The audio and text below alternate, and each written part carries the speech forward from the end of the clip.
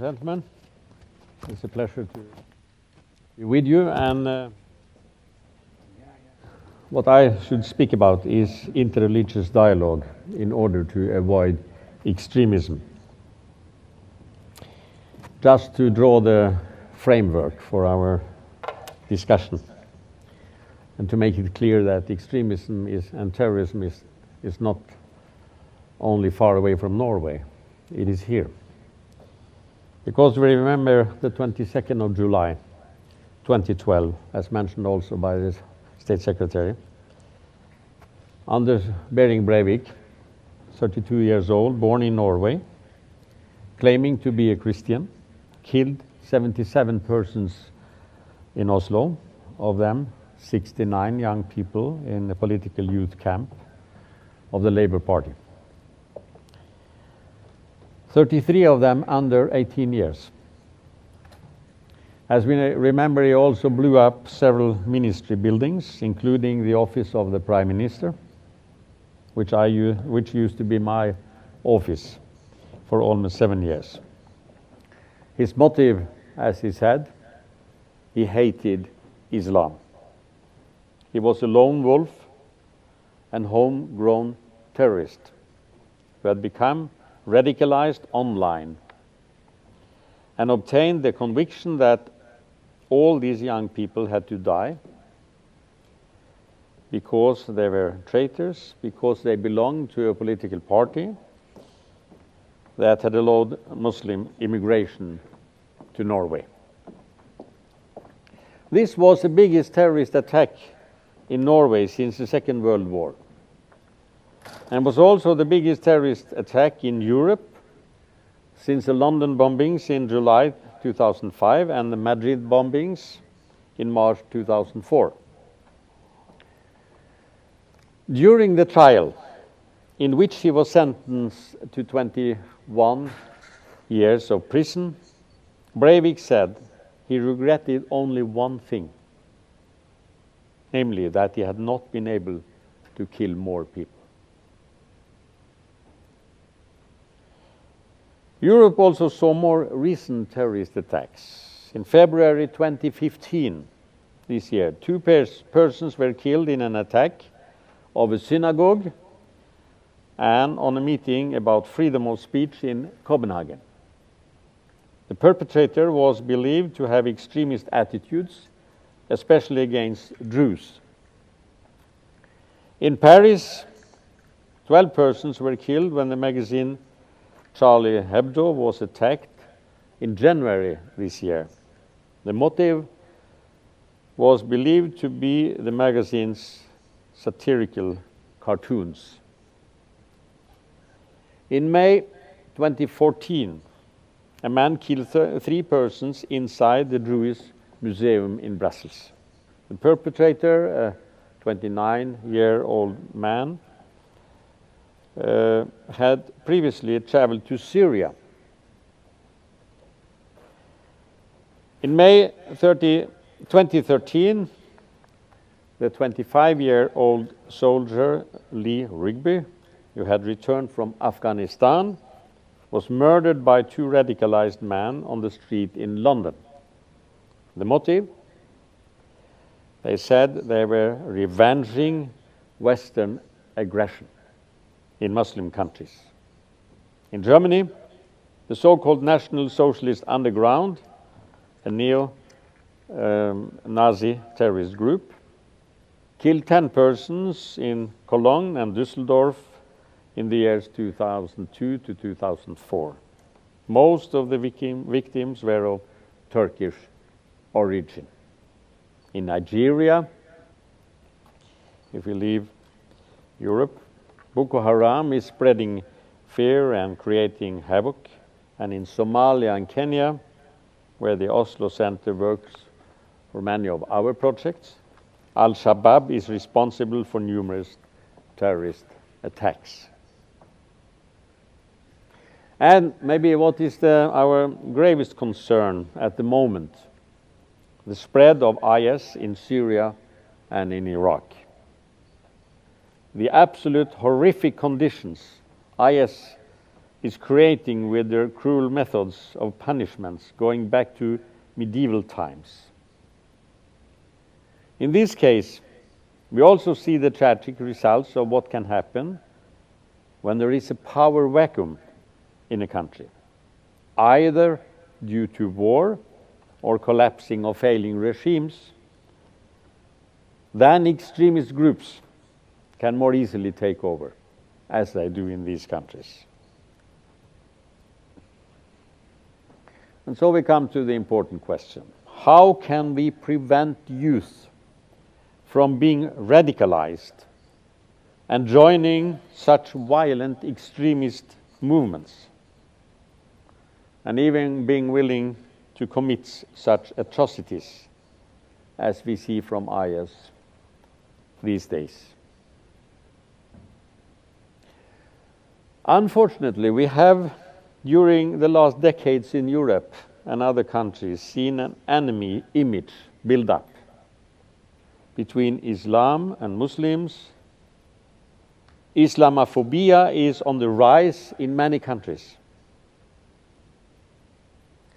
I regret this very much. Islamophobia and other types of xenophobia are obstacles to develop understanding between people of different ethnic and religious backgrounds. And it can breed the ground for radicalization. Research has shown that it can be a feeling of not belonging to the Norwegian society that can be one reason for why Norwegian Muslims become radicalized. We have seen in Europe that young men with minority Muslim background can feel alienated and not integrated in society they grow up in. If they believe that they are nobody in their own country, they can be attracted by the idea to be a hero elsewhere. Similar mechanisms are in place when youth are recruited to right-wing extremist organizations. It can provide a feeling of belonging and a feeling of being important. Western military interventions in Iraq, in Afghanistan, in Libya have also contributed to feelings of double standards in the Muslim world. And that can also be a source of extremism.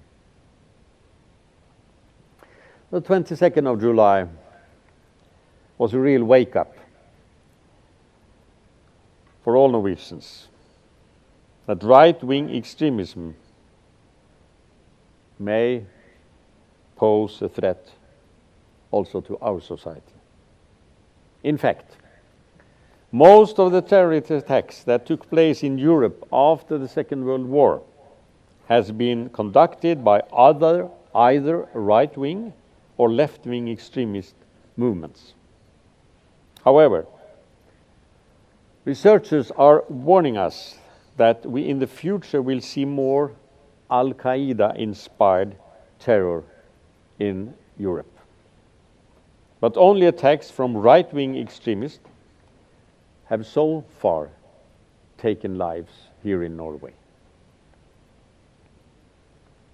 All of us can contribute to create a society where all feel belonging, where young people feel that they are not excluded and become easy targets for extremist movement. We should all look for the warning signs and share our concerns, as a process of radicalization can start as a search for a community to belong to. We must send a clear signal to all our citizens that they belong regardless of their ethnic or religious background. And I know from other visits to Drammen that in this city you are doing a great job in this regard. to create an inclusive society here. You have many immigrants, you have a great challenge, and I commend you for what you have done in this regard. And we also have the mayor here. The Jewish philosopher and Nobel laureate Elie Wiesel points to important root causes to extremism and terror. He says, very often they are based on humiliation. If people feel humiliated, they become desperate. They may become extremists and even terrorists. Occupation may create a feeling of humiliation. Same happens when a community becomes undervalued and if people feel that they are looked down upon. You also find it among people and in countries that are economically oppressed and where the distribution of wealth is unfair and unjust. So it is important to fight conditions that make people, individuals and ethnic groups feeling humiliated. At the Oslo Center for Peace and Human Rights, where I'm still the president, we work on democracy assistance projects. And dialogue is our main working method. We are engaged in many different areas related to democratic development, such as institution building for good governance, legislation, political parties, women and youth. In our project called a Universal Code of Conduct on Holy Sites, interfaith dialogue and cooperation is a key activity to promote reconciliation and peace. We have developed a code by religious leaders and for religious leaders that they can use to cooperate around holy sites, avoiding them from being misused and destroyed in conflicts, which very often has happened around the world. A part of this initiative is that we run a pilot project in a country concerned, namely Bosnia-Herzegovina at the Balkans. The goal of this pilot was to improve the trust between religious and ethnic communities and to improve the protection of religious objects and holy sites. The key activity was to get imams and priests, Muslims and Christians, together at the site of a holy site that has been attacked to give a joint public condemnation. This sent a message to the religious minority community in that area that the religious majority community is standing up for the rights of the minorities. As you may know, all three main religious and ethnic communities in Bosnia-Herzegovina find themselves in a minority position in different places in the country. During this pilot project, we saw that joint condemnation on attacks on holy sites indirectly built trust and improved communication among religious communities. Since the pilot in Bosnia was started, we have, together with our partners, developed new field projects in Israel and Palestine, in Indonesia and in Nigeria. Common for all these field projects is that they are aiming to get religious leaders to cooperate and to work for understanding and religious reconciliation between religious communities. I truly believe that religious faith can be a part of the solution instead of being a part of the problem. However, religious leaders have too often failed to raise their voices against intolerance and extremism and have not given their followers the guidance they needed. Therefore, we need to strengthen and to encourage interreligious dialogue, involving both religious and political leaders, the decision makers. We cannot let extremists hijack our religions, and we cannot let them pervert our beliefs. I believe strongly in the power of interreligious dialogue as a way of preventing extremism, building resilience to extremist propaganda. Let me mention that some years ago at the Oslo Center we had a very interesting interreligious dialogue project with the foundation of former President Mohammed Khatami of Iran. He's a dialogue-oriented man. He's a reformist. And we had two main goals for our dialogue meetings. One was to identify common values. How can we use them to mobilize for reconciliation and peace? And the other was to identify differences. Not to agree on everything, but how to learn peacefully with our differences. And we succeeded to come out with common statements from 5 different conferences about different topics. And we identified at least 4 main common values between Islam and the West, Islam and Christianity also. First, human dignity. We all believe that we are created by God. Human dignity and consequently also human rights, but we can disagree sometimes on implementing human rights. Second, the idea of peace. That is common. If you read in the Quran and the Holy Bible, you will find much about peace. Third, the idea of justice, both between God and human beings and between all us as human beings. And fourth, which I already have touched upon, respect for the sacred, for the holy, despite it's of course different what is sacred for us.